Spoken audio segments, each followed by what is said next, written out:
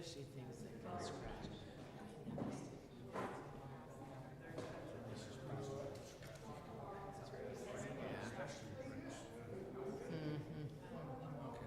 All right, ready? 3, 4, 1.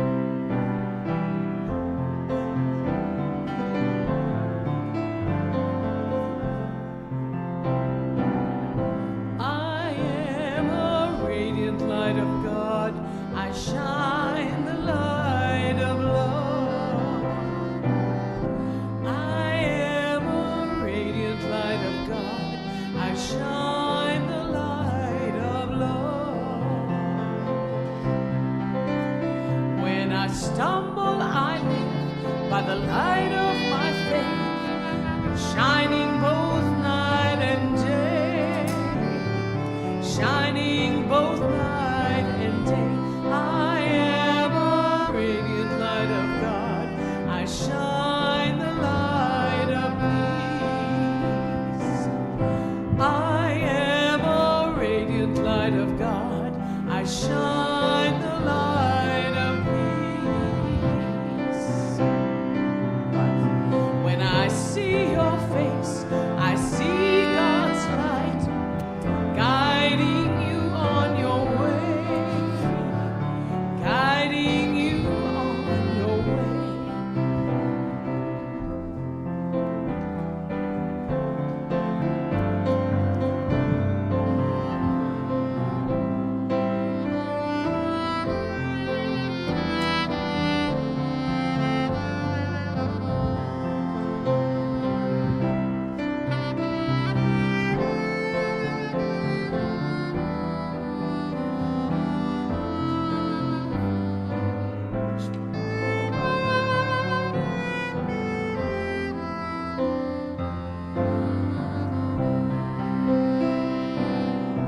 I am a radiant light of God. I shine the light of beauty. I am a radiant light of God. I shine the light of beauty.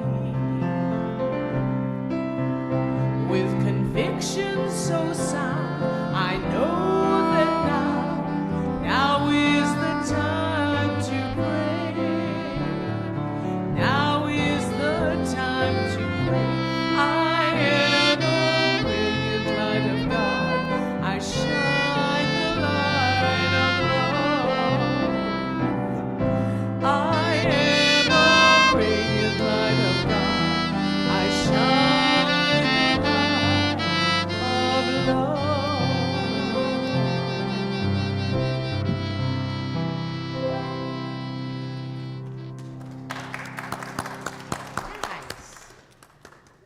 Thank you both for shining your light of beauty. I know how tired you are, Sandra, but I'm telling you, you have exercised those vocal cords to the point that you are completely resilient. Why, thank you. Yeah. And actually, that's the daily word for today is resilient. So we are starting a new 12 powers today. Well, actually, we started it yesterday, but the 12 powers, power for this month, August, is will, and the affirmation is, I am willing to be led by God in all I think, say, and do. So please share that with me. I am willing to be led by God in all I think, say, and do. Thank you. So welcome, everyone, Unity Center of North Spokane. So let's begin with our cornerstone, the foundational affirmation of unity together. There is only one presence and one power active in my life and in the universe, God the good. All right, so my friend Tawney is going to read the daily word today. Thank you so much. For all you who don't know me, my name's Tawney. Okay, resilience. Courageous and strong, I am resilient. Everyone who gets knocked down from time to time has a choice whether to give up or get up. Getting up and gathering the strength and desire to try again is resilience. Spiritual living helps me build it. Claiming divine ideas and prayer, engaging the power of my imagination to envision my success, and using my wisdom and will to discern the best way forward and choose it and help me be resilient in the face of defeat and discouragement. Through the power of Christ within, I am willing to keep trying until I succeed. I understand setbacks happen to everyone. I do not let them deter me or take a failed effort personally. I am strong and capable of doing what I set my mind to. I am resilient. Keep alert, stand firm in your faith, be courageous, be strong, Corinthians 16:13. And my mother has COVID today, so she can't be with us, but she sends her love to everybody. And if you're watching, Mom, I love you too.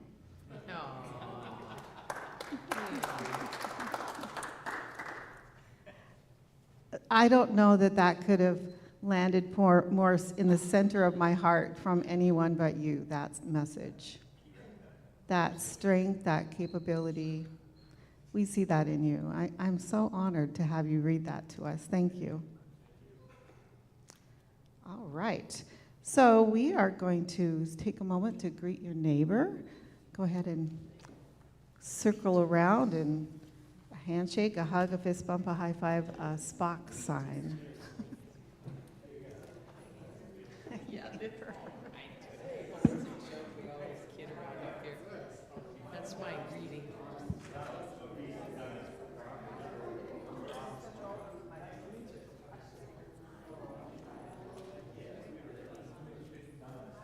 Cute dress.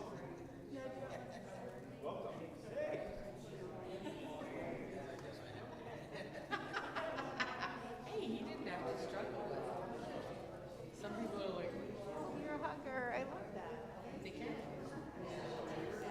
Maybe because we're musicians. Maybe we get used to separating.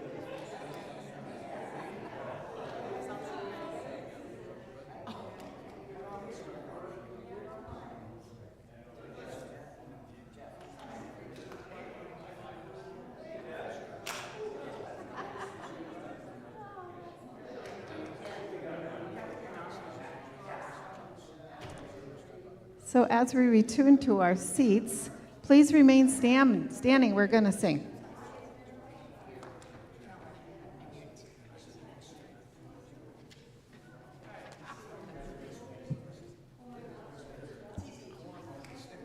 That's cute. Are we ready? All right.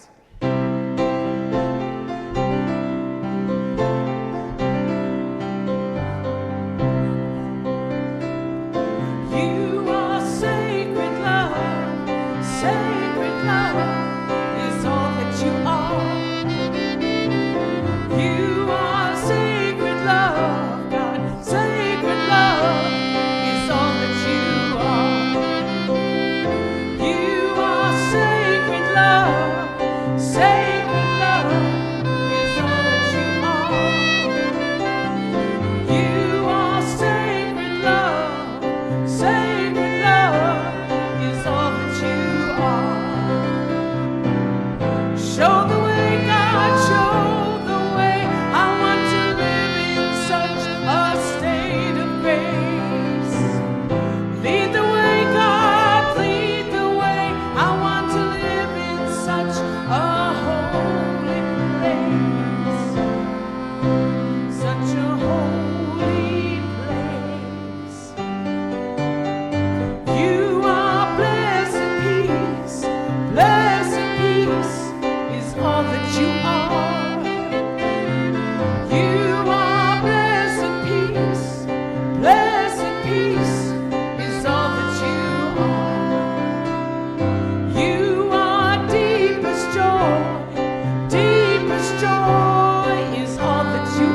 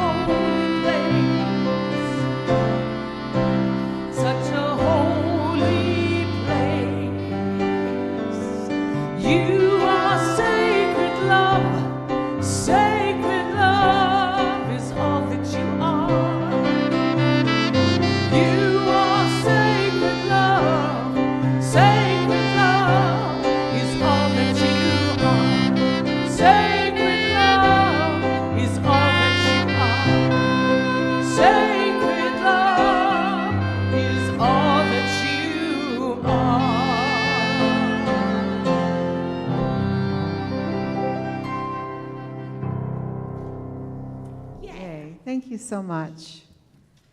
All right, so we are being invited into a contemplation now about the fabric of God. So just get into your relaxed place and just consider what is the fabric of God as we invite Jeff us up to lead us in meditation. Thank you, Jeff. Lloyd is passing around a basket, and in that basket is a piece of fabric. I invite you all to grab a piece of fabric, because we'll be using this as part of the meditation. I like to think of meditation as what I see the difference between prayer and meditation.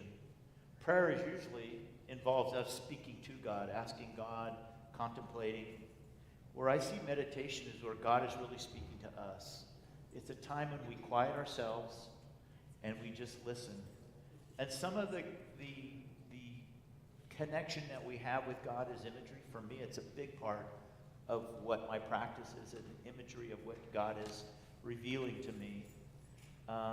But connection to God is more than just, it's all of our senses, right? It's touch, it's smell, it's taste.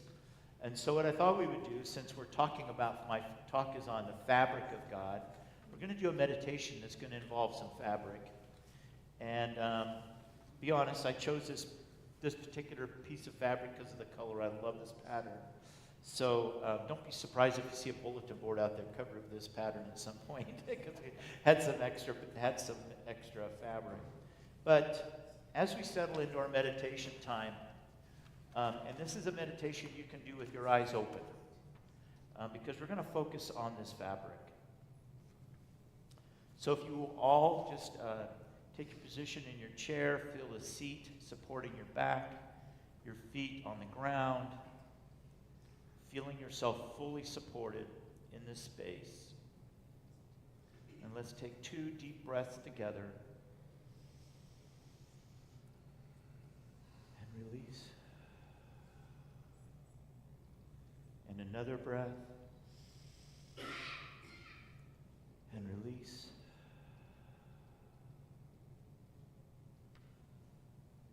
And the first thing we're going to do as part of our meditation is we're going to center. And I want you to feel, with your hands, feel the gentle, soft weight of the cloth in your hands. Notice its texture, its weave. Notice the way that the threads come together. With each breath in your body, allow your body to relax, your mind to quiet, and your heart to open.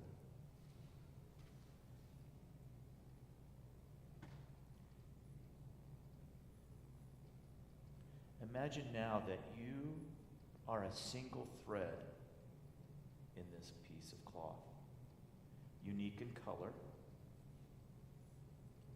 unique in texture, and unique in design. You are a one-of-a-kind expression of divine life.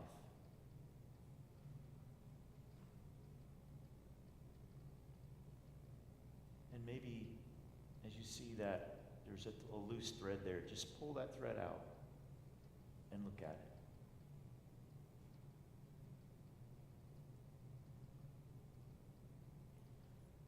it. In the hands of the master weaver, your thread is filled with purpose and possibility.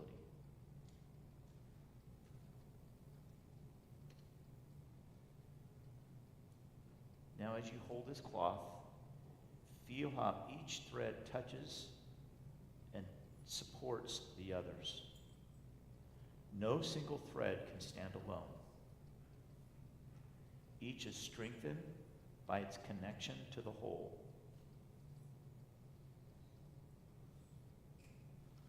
In the same way, you are connected to every soul, past, present, and yet to come, through the eternal love of God.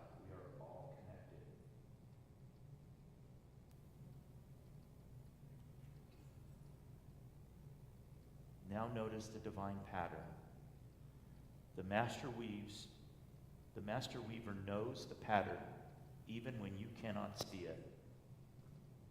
Some threads run alongside. Others cross our path for only a moment. Yet all are necessary. All are part of the divine design. Now breathe into the trust that your life is woven into something beautiful beyond imagination.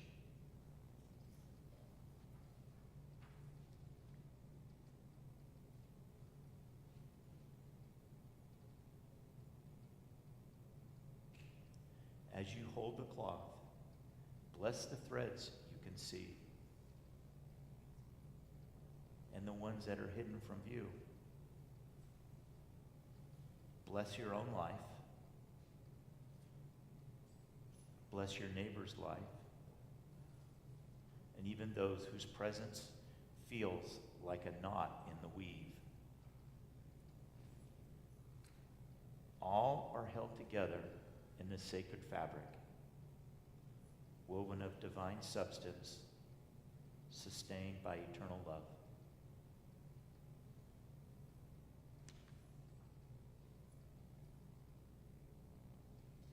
And as we close, take a deep breath in and slowly exhale.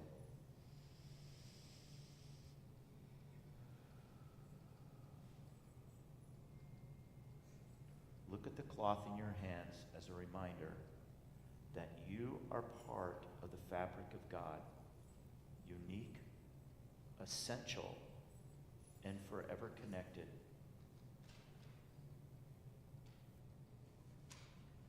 And if you'll all join me in this affirmation, I'll say it in part and you repeat. I am thread in the divine tapestry. I am the thread in the divine tapestry, woven in love, held in unity, woven and held in unity, and shining with the light of God. Shining with the light of God. And so it is.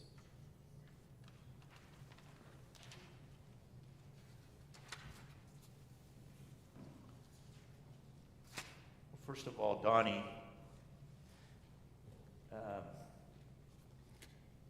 Dana was absolutely spot on that there is nobody, when I think of resilience, I see your face, like with everything that you've gone through and how you live your life. Thank you for exemplifying that. I do want to share with you that next week we'll have a guest speaker, and that will be Amy Feld. Amy is the lady that does the sound baths. And Amy's going to, she's going to present, but she's also going to be leading the music, as Sandra will be gone next week. But the opportunity that we'll have next week is to experience not just the sound, the sound itself, but also understand how sound plays an important part of our life and of our being. I'm always reminded of this when I'm driving down the road and somebody pulls up, usually a young person with the boom box, and they've got that boom, boom, boom turned up that just, it's like nails on a chalkboard for me. And so if there was ever evidence that sound has an effect on you, that is, for me, that is clear evidence of that. So Amy will be talking about that. Please be sure to join us next week. So, the phrase, the fabric of God, is rich in symbolic, spiritual, and metaphysical meaning. It invites interpretation through theology, mysticism, and science alike. The fabric of God is a mystical, metaphysical view. In Unity and New Thought traditions, God is not a being, but being itself. Divine mind, spirit, and/or principle. The fabric of God could be understood as the underlying spiritual substance of all things, Charles Fillmore called God the invisible energy and formless substance from which all things are made.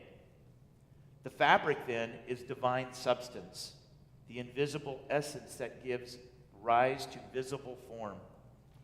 The fabric of God is oneness and interconnectedness. Like threads in a cosmic tapestry, we are expressions of God woven together in divine unity. This fabric is not separate from us because we are a part of it. The Christ in us is like a strand of this fabric.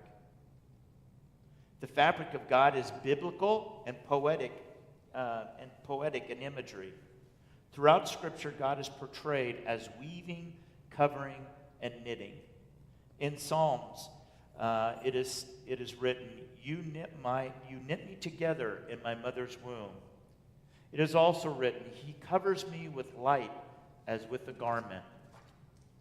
In this view, the fabric of God may represent divine protection, like a cloak or a garment, creative intelligence as a divine weaver at work, or human souls and creation as interwoven threads of God's ongoing creation.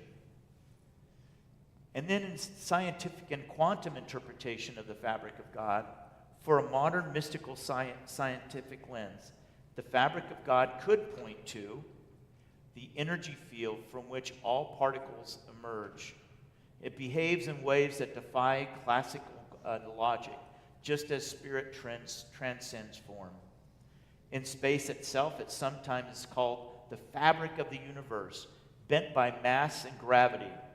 God as the intelligence behind the field, but not limited by it. In experiential and devotional meaning, for many, the fabric of God is felt of moments. Moments of life that transcends ego. Love that transcends ego, which is that inescapable force that reveals itself beyond any logic. When we see somebody that acts out of love and compassion in something that defies anything that we were even capable of thinking. We see it in the stillness and meditation in nature. When you have the overwhelming feeling and go beyond the surrounding of the loving presence like a blanket. So many times we're reminded in nature of seeing how everything is all connected and how everything works together. And it's pretty amazing. Then you can see it in healing that surpasses understanding, like a compress or some kind of a bandage that it covers a wound that it's healing. And then we see it in unity with all life, in that essence that brings all things together, bringing harmony and bond. In essence, the fabric of God is grace made manifest and the inner assurance of connection with the infinite.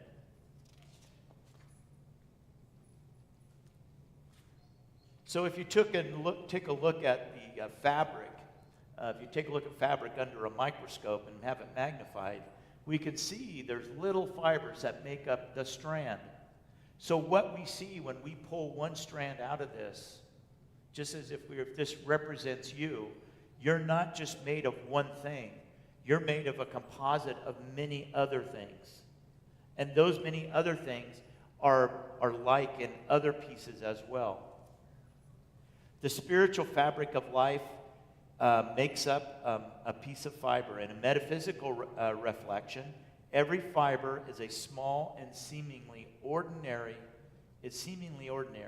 but within it lies a cosmic truth, that all life is woven from the same divine substance. In the fabric, there are polymers, and those polymers in this represent the repeating essence of God.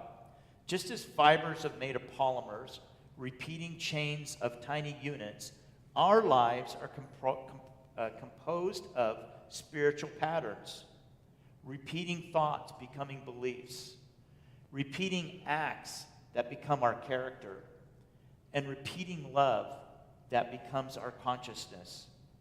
The metaphysical truth is that we are formed by the repetition of divine mind, thoughts of love, thoughts of wisdom, thoughts of life, thoughts of power, and thoughts of order. In Proverbs, it says that as a man thinketh in his heart, so is he. Natural fibers also are formed by life itself. Plant fibers like cotton or linen are made of cellulose, the building block of life in nature. Animal fibers like wool or silk are made of protein, born of breath and movement. Just as plants grow toward the sun and sheep grow coats in response to the cold, we too are formed by the light and shadows of our experiences. The spiritual insight for us is that our lives are not random. They are woven in response to spirit within and around us. In Ephesians it says, we are God's handiwork, created in Christ Jesus. So just think as we are weaved together as part of that handiwork. Then the synthetic fibers can represent, because when you have fabric, you have natural fibers, and then you have man-made fibers, right? Well, in the man-made fibers, that could be the illusion of ego. Man-made fibers are engineered, often durable, but disconnected from nature. They may resist fire and water, but they lack the breath of life. In the spiritual life, this reflects the ego itself. Constructed, protected, yet artificial. Often durable, but disconnected from nature. Water of reflect,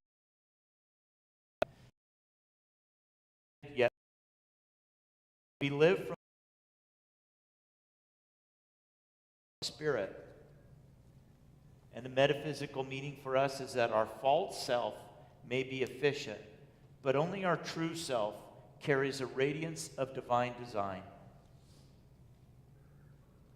Then when we look at the microscopic and look at the inner patterns, they determine that through the invisible eye, every fiber has a microstructure, patterns of alignment or disorder that affect the strength and flexibility. So it is with us. Our inner alignment with spirit determines our strength, grace, and resilience. In Romans it says, do not be conformed to this world, but be transformed by the renewing of your mind. So some fibers are treated with dyes, fragrances, and protectants, just as our souls are covered by our gifts of compassion, creativity, humor, grace, and courage. Each soul carries a divine signature, a tone or a hue within the greater tapestry. It's like this tapestry I'm standing on here. Our final reflection is that you are a divine thread. You are not separate from the fabric, but you are the fabric. Every fiber, every soul is woven from divine substance. It's infused with holy purpose, and it's stitched into the great cosmic quilt of love. Now, what holds it all together? From the smallest particle to the farthest star, there is an invisible order, a loving intelligence that sustains and unites all creation. Science tells us of strong nuclear forces, electromagnetic bonds, and gravity, much mighty unseen energies that give structure to the universe. Yet behind the forces is an even greater reality, the divine presence, the infinite mind of the Christ within. The presence is the true substance, the spiritual energy that holds every atom, every planet, and every soul in perfect harmony. In Colossians, it affirms, in him all things hold together. In unity, we understand that this is one power and one presence, God the good, expressing as the order, cohesion, and love that is all. Just as molecules bind through invisible forces, so are we bound together in the oneness of spirit. In our lives, the substance is not only what sustains the physical world, but also the love, wisdom, and life that sustain our hearts and communities. When we align with this presence, we become conscious participants in the great web of creation, strengthened, supported, and inseparable from the whole. Now let's talk about Lent. Thought this was kind of funny, but it isn't funny. It's funny, but it's also so relevant. Lint is made up of tiny fibers, loose fibers, that come off fabrics, especially during wear, washing, and drying. It is essential fiber fabrics that have separated from larger textile and clumped together. By physical definition, lint is composed of short fibers from natural or synthetic fabrics like cotton, wool, or polyester. Sometimes it includes skin cells, dust, and other microscopic debris. Lint tends to collect in dryers lint trap, on dark fabrics, or in corners of rooms, belly buttons, or pockets. But looking through the spiritual lens, especially unity and the metaphysical Christianity, Lent can symbolize a few things. First of all, the residue of past expressions. Just as lint is shed from worn fragments, we also shed old beliefs, habits, and identities that no longer serve us. Those fragments are not bad. They're just signs of movement and transformation. In Ephesians, it says, "You are being renewed in the spirit of your minds, and put on the new self." There's the other part of this, unconscious accumulation. Lent collects without us noticing, just as old grievances, subtle judgments, and emotional residue. It reminds us of the importance of spiritual hygiene, prayer, forgiveness, and inner healing. In Psalms, it is said, "Create in me a clean heart, O God." One of the things that we've been learning in our book, Homecoming, is the things that we have accumulated, that we may have accumulated and not even be familiar with in our lives. Even something that may have happened in our life that we weren't aware of. One of our participants had an awareness that she called me about, and she said that, actually it was Grace. She said I could use her name, so. But Grace had said that she has always reacted very hysterically, I guess, is a lack of better terms, to fire. Like why? And recently she was reminded of this when there was a fire, in the Riverside fire, and she became very excited by it, right? And so she made a connection as part of the study, was that where she got that connection from. And it has to do with, as a young age, was it a stove or it was a stove, and her mom told her not to go near the stove. And of course, what do we do when mom says don't do something? We do it. And she caught a sleeve on fire, and it was a very traumatic thing for her as a young child. But that got blocked, and she made no association to that thing that happened in her life to why she reacts so aggressively, emotionally to it today. And so one of the things that helps us is when we make recognition and we can make a connection, then we can have an understanding as to why we behave the way we do. The byproduct and Lent and use purpose of Lent appears to be in the clothes that we wear, that are being worn. They serve a purpose. Likewise, spiritual wear and tear means we're engaged in life, not just preserved in perfection. So our spiritual takeaway from this is that Lent is not a flaw. It is a reminder that we are in motion, that we are growing, that we are shedding what no longer serves us. In the great fabric of God, even Lent has a meaning. And I was doing a little research on Lent, and this is art, creative art that artists have used to put together. They're using Lent to create certain pieces. So you can see that there's some other images too, of course, but some amazing thing you can do with something that you thought was thrown away. I learned just a few years ago that you could actually use lint as a fire starter. Didn't know that, but I guess that stands a reason. If too much lint can accumulate and create a fire in your dryer, why not use it when you're camping or whatever? But it begs the question for us individually, and this is a question to take away, is what creative uses can you do with the lint and residue from your life? Can you see the value in what is discarded? Or maybe not, and that's okay. Maybe it's just something to be left alone.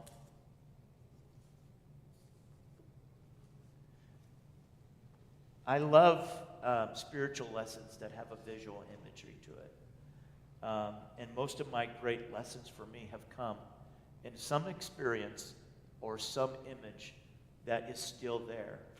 And it serves me because when the time comes and I need to remember that lesson, I don't necessarily have to be reminded by the specifics of the lesson. I just get reminded by the imagery. I shared with you in the past about the imagery that was connected for me when I was digging up a root ball. And at the time, my wife and I were going through a really difficult time. And I was out in the yard digging up this root ball, and I had to keep, I was just trying to get the root out. And by the time, the root ball was that big, but by the time I got to digging the hole and digging it out, it was this big. And it was this big not because of the surrounding roots by it, but it was necessary for me to get the root ball to tilt on its side so that it could expose the root, the taproot that was holding it there. No matter what I did and wiggling it back and forth, it wasn't going to come out. It was only until I created enough wiggle room to where I could actually see what was holding that root in place. And then once that was exposed, I was able to remove the ball. And as God is my witness, as soon as that happened, I felt this tap on my shoulder. And God saying, that's what you need to do for your wife. So those things I don't take lightly when those images come. And I would challenge you, like, think of that lint that you see. Hopefully you don't see lint the same again. I won't see cloth the same again. I'll be thinking of it differently. Especially, we went out looking for cloth yesterday, and all the different fabrics and the way they were created and woven together. Hundreds, thousands, right, of different pieces, but yet they're all part of the same whole. And that's who we are. We're all part of the same whole. That's our lesson, is that we are part of the same whole. Thank you, my friends. Stay curious and be the blessing.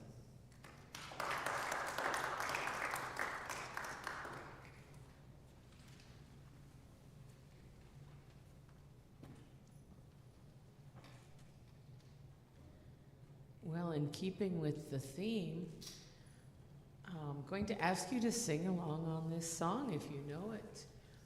We've done it several times, called Weave.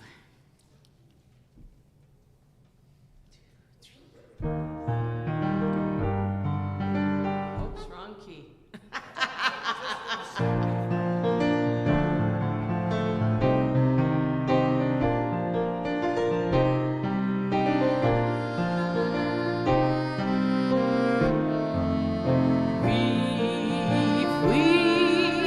Weave us together. Weave us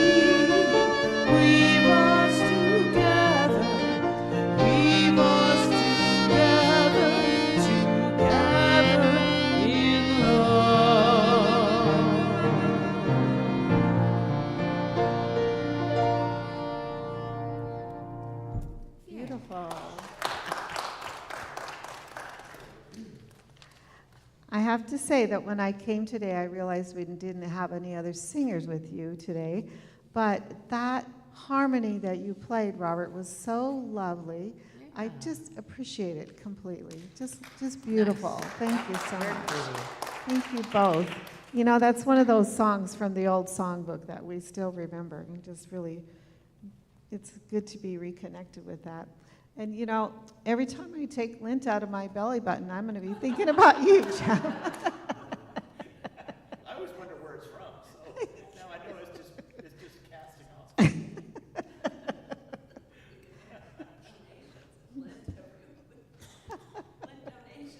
Yeah, maybe we'll be making stocking caps at Christmas out of lint. Just a thought, just a thought. Okay, so this is a time when we offer our gifts for this ministry. And I think the gifts that we receive from this ministry are sometimes the humor, sometimes the music, sometimes the community, sometimes the ability to just see each other. So thank you for those gifts that you all bring.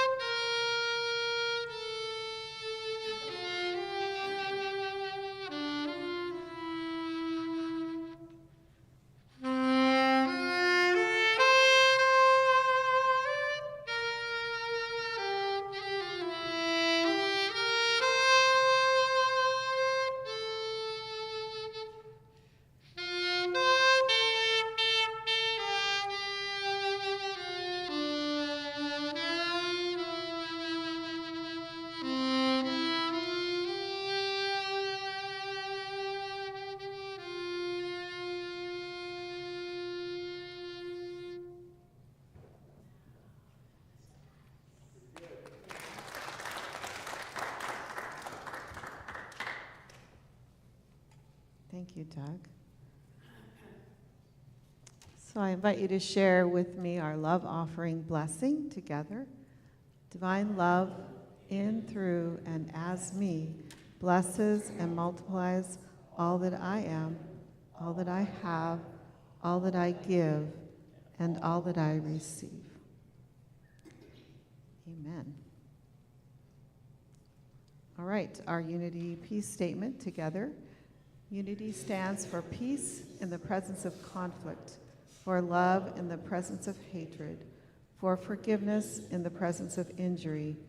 Unity honors the many names for God, the many paths to God, the many ways to worship God, for there is only one power and presence of God, and that God loves each one of us equally. Unity urges all nations, their leaders, and their people to pursue peace, not war. For this it honors the God of all our faith traditions. Thank you. All right, some announcements today. We are having the Wednesday night meditations on hold at this time until fall. Today we are having Sacred Support Circle. So we are kind of leaning into this new process that is called restorative circles. And restorative circles are being used really now across the globe in a lot of different ways. So invite anyone who can to stay after today. And we will have some refreshments. And from 1 to 3, we are going to be practicing this new restorative circle approach. It's just a way of building community and sharing with each other. So this is also part of the, similar to restorative circles, is Alternatives to Violence AVP, Alternatives to Violence Project. This is the program that I do in the prisons, but it's also being used in communities, in youth programs, and all sorts of different settings. So we are inviting the community in here on Sunday the 31st for just a 3-hour session of AVP. It's just for people that kind of want to learn more about it and might want to take a workshop at some time. So it's open to everyone, and 1 to 4 p.m. on the last Sunday of the month. This is so exciting. Chris is going to be leading us in a Unity Drum Circle. The first one is on the 29th, Friday of August, 6:30 p.m. So bring something to make sound. Even if you don't have We'll have a few things. We'll have a few things if you don't have something, but we're going to be in circle in that also. I'm excited. Go, Chris. I'm so excited. I think that's great that he's doing that. Okay. Do you want to speak to this, Mr. Mental Pause? Did you say mental pause? That's what I did say. So this Men on Pause is an idea that came out of my men's group. And it's an opportunity for men to get together once a month. And we'll gather here. We'll have probably pizza or some kind of grunt food. We're going to have our goal is to have like a movie that maybe we can all connect with and have conversation about. In the first one that we're doing, there is a documentary out called The Mask You Wear. And it all has to do with the history of man and masculinity. And in this world that what we're learning in the book as men is men don't cry, men don't share their emotions, men don't share their feelings, and then you end up with a bunch of angry men. And so we are going to learn about those different traditions. And in this first one, as I said, Men on Pause. We'll be doing that regularly. And so guys are invited, and bring a friend. This is open to anyone and everyone. So, yeah, that's that one. Super. That's going to be a monthly thing. So the 22nd, this month, Friday night, Hot August Nights is at the South Hill Church. We are all invited and encouraged. And I know I'll be driving a car that can hold like 8 people if anybody wants to ride with me. Anyway, yeah, looking forward to that as well. Starts at 5:30. The theme is a luau, so we're all encouraged just to bring a theme of something to share around that theme of the luau. So, okay, this is Harvest Hosts. Yeah, this is just a reminder. We are now a Harvest Host site, and Harvest Host is a network that allows RVers to travel and find places to stay. And so don't be surprised if you come one Sunday and there's an RV or 2 RVs out there. Just know that we're offering our part of our property as a way to host and also hopefully meet new people and introduce them to our property and what we have to offer. Super. All right, so let's just do this blessing for all youth today together. Be the love you are, sing the song you hear, share your joy of life with people far and near. And for ourselves together, be the love we are, sing the song we hear, share our joy of life with people far and near. All right, so we will stand in a circle and we will sing the peace song.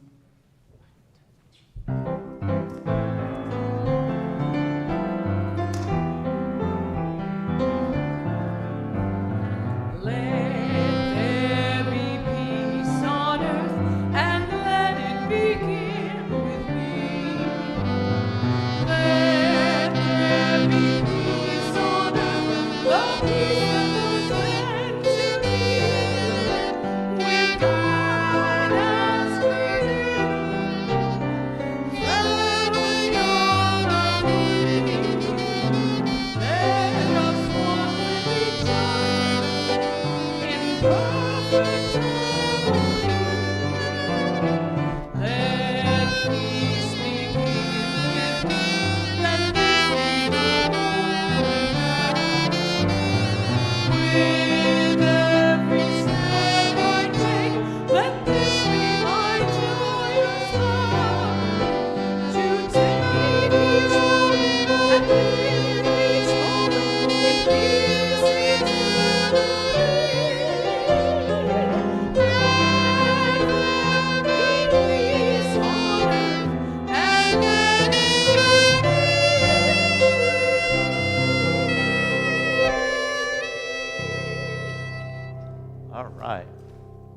And our prayer of protection.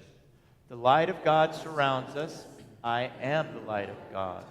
The love of God enfolds us. I am the love of God. The power of God protects us. I am the power of God. The presence of God watches over us. I am the presence of God. Wherever we are, God is, and all is well, and that's the truth. Thanks, everyone.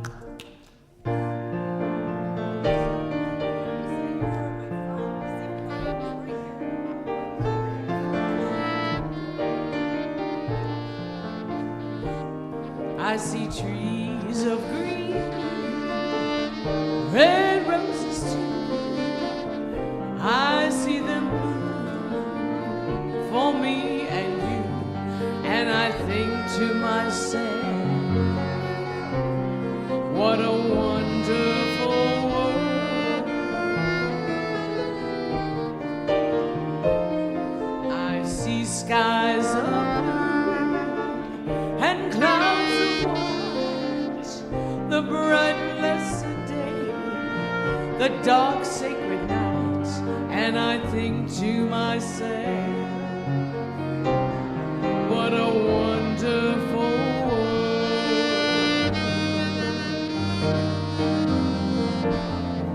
The colors of the rainbow, so pretty in the sky, are also on the faces of the people going by.